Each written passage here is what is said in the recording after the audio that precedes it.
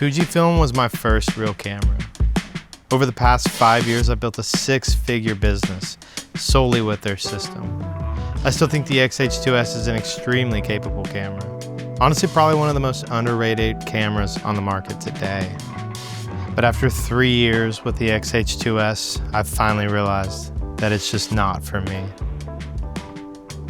It was just over 2 years ago that I compared the X-H2S and the FX3, and at the time I preferred the X-H2S. Now, maybe some of that was some blind loyalty to Fujifilm, whom I've loved for years, but also some of it was just financially. I didn't see why I should spend more money on the FX3 when the X-H2S was so good. Because ultimately,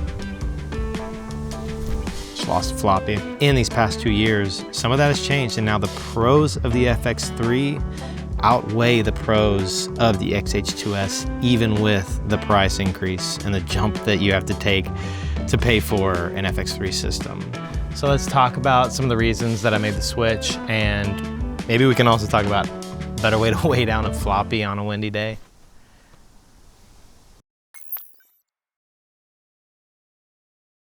So this video is actually inspired by Cine Dailies on YouTube. This jumped to the top of my queue when it came to videos that I was planning to make. I've been making the switch to Sony system for a little while now, and so now I have 2 FX3s.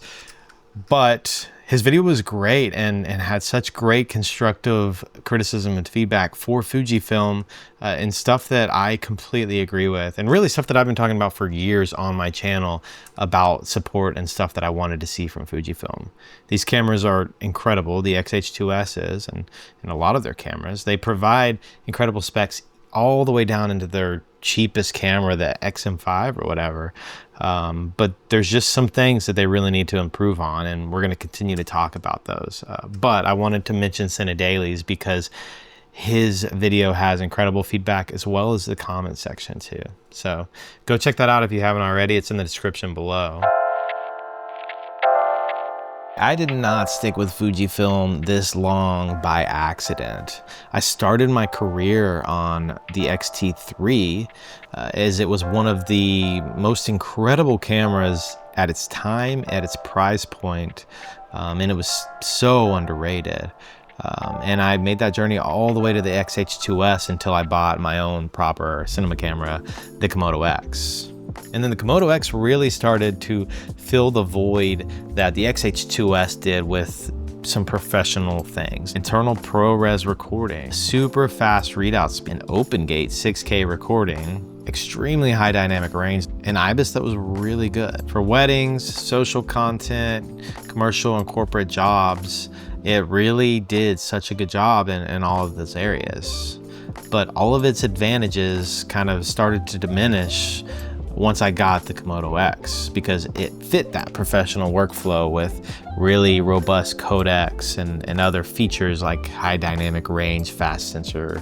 And so at that point, using it for just weddings and smaller jobs, a lot of its advantages didn't really matter as much to me.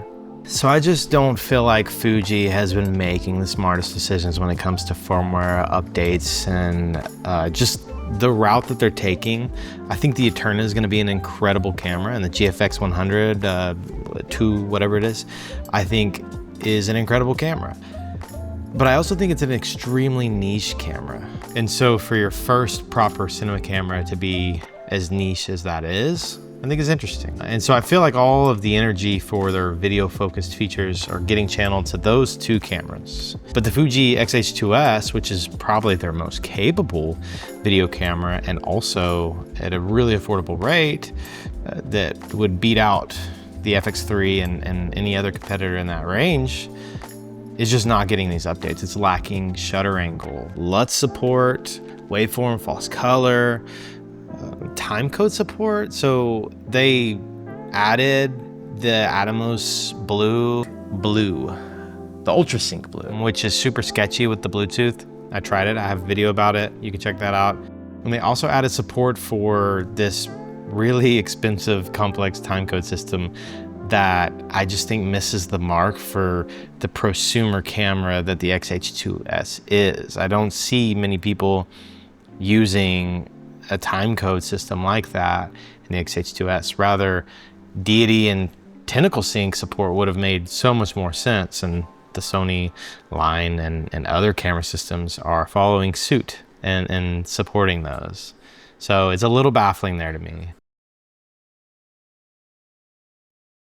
It honestly just feels like Fuji doesn't know what the X-H2S is supposed to be. It's an incredibly capable camera, but lacking a lot of features that would allow it to be used on a proper production. And I would think it needs is a small firmware update to make it capable of that. And so a little confusing there, and it just doesn't seem like 3 years later it'll get any of that support. One thing to mention is that shuttering still wouldn't be ideal on the X-H2S. The bitrate doesn't change when you change the frame rate, and so you don't want to be shooting at the same bitrate when you double your frame rate. And so that would have to change too if Fuji was going to add shuttle angle. You might be asking yourself, why the FX3? And especially after I've already compared the two cameras and said that I preferred the X-H2S for my workflow. Well, my workflow's changed in the past 2 years. What's really been important to me is just something that's seamless and less friction. And so the main factors were lenses, low light, the workflow. Now, as far as lenses go, the E-mount has so many options for lenses, and really there's so many small 2.8 zooms. Fujifilm zooms are 2.8 and basically the same size as comparable full frame zooms for E-mount. I really feel like there could be a lot of innovation there since it's a Super 35 sensor. It could be a lot smaller, or there just could be some other areas that it's improved, and that just hasn't been the case. So being at a 2.8 on a full frame, which, it's not an exact comparison, but it's similar to a f2 on Super 35, 28 to 75, or a 70 to 180. And then really one of the coolest ones is the 35 to 150. It's a f2 to 2.8. It's an incredible lens, and I'm wondering why Fuji can't do anything innovative there, or at least someone for X-mount. Now, another obvious factor is low light. Everyone knows the FX3 is the low light king, but one of the things that I never considered was the fact that you can leave variable ND on your camera all day long and then jump up to that 12,800 ISO just for the one or two shots that you might have needed to unscrew an ND filter from the camera. So that's huge, the ability to do that. I was usually nervous to push the ISO to 6400 and sometimes 8000 on the X-H2S, where this one 12,800 is extremely clean. And the last thing is overall workflow. Having really good autofocus and LUT support means that I don't necessarily have to use a camera monitor. I always had to use a monitor to pull focus and to have LUT support and false color. While the FX3 doesn't natively have false color support, you can add a false color LUT and then quickly switch between false color and regular Rec. 709 look, which essentially makes it feel like you have false color. So those two things combined mean I don't always in a run and gun situation have to have my monitor, and that's been huge for me. One thing people don't talk enough about is the X-H2S focus peaking. While it looks like it's fine and you can see the peaking, it makes the image so soft when it's on. And you can't switch between it on and off, which is also frustrating because you could acquire focus and then turn it off. It's not an easy, quick assignable button, at least as far as I know. And so zooms, usable autofocus, LUT support, all of that just means less friction, less gear, less things that I need to worry about. And so that was a huge win for me, those three things combined. No, I haven't fully abandoned Fujifilm. I still have two of their cameras, the X-H2S and the XS20. And I bought all of my Sony gear secondhand, so I could end up selling that and not lose a large sum of money if things turned around.